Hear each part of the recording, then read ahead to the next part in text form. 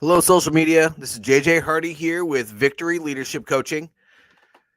I wanted to talk a little bit today about how to figure out your strengths and weaknesses. So, there are a lot of companies out there and a lot of business owners that feel like they have to, and I mean, absolutely have to use DISC, Myers Briggs, and all of these other assessments that are out there to the person for personality and strengths and weaknesses and leadership style and all of these other things. But listen, I kind of want to disrupt a little bit today, and I want to go ahead and say that if you really want to know how well you're doing, it's very important that you just ask. Ask your first line supervisor, ask your peers, and ask your employees. There is no better feedback than the people that actually see you execute every day. And by the way, it's valuable because it is. I mean, consider this. If you are vulnerable enough to ask somebody what you think you could do better in, you not only showed them that you know that you have flaws, but let's take that one step further and say that you let that person know that you trust them enough that you value their opinion and their feedback.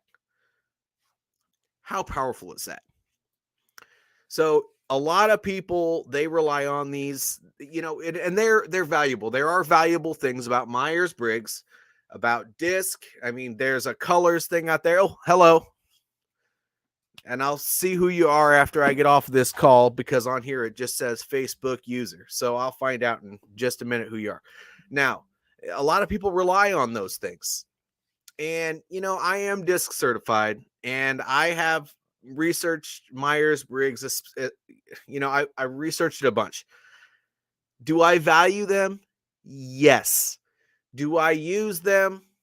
And I could lose a lot of people, and that's okay when I say that no, I do not. In my business, I do not use personality assessments or any of that stuff.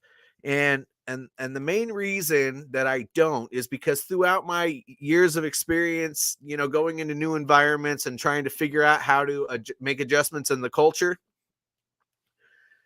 there have just been way too many people that once they take one of those things, they think that is them, and they give themselves that label and they don't let it go. And on the flip side of that, those leaders that receive that feedback, the results of those things, they also use that as a label for their people, and they always look at their people in that way. Do you really want to know how to find your strengths and weaknesses? Well, I already said it. You ask your people. Do you want to know their strengths and weaknesses? Guess what you do? You get to know them. You watch them work. Yeah, they do. I think they do pigeonhole people. And, you know, again, I'm going to go ahead and say that they do have value. They do. I mean, if you can set the stage before those personality assessments are given and say, "Hey, look, this just gives you an idea of some things. Don't take this as a whole deal, but use it as a guide to maybe point some things out and then have some conversation around it," then they can be a valuable tool.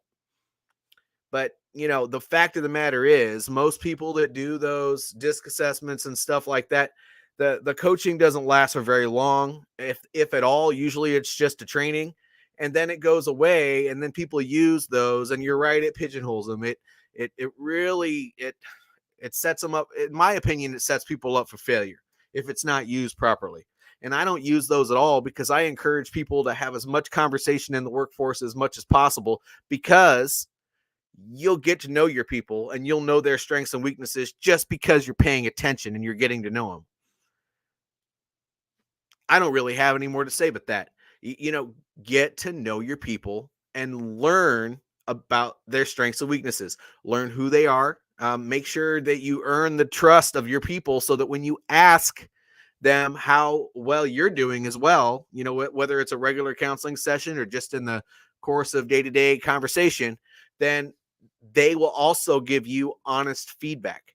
You don't want to be that leader that's not approachable and you're afraid you're going to get in trouble if you give if your employee gives you a response that you're not going to like.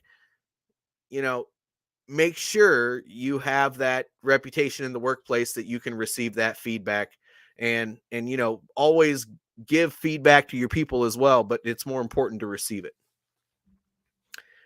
That's really all I have to say for the day, but I will say that, again, those personality and leadership assessments and strengths finders and all that, they have their place. But I would say that you do the work first and get to know everybody in the workplace before you hit those up. My name is JJ Hardy with Victory Leadership Coaching, and this was my tidbit for the day. And I'm going to be back tomorrow, and we're going to chat some more. Have a great, wonderful, fantastic, and amazing day. Take care.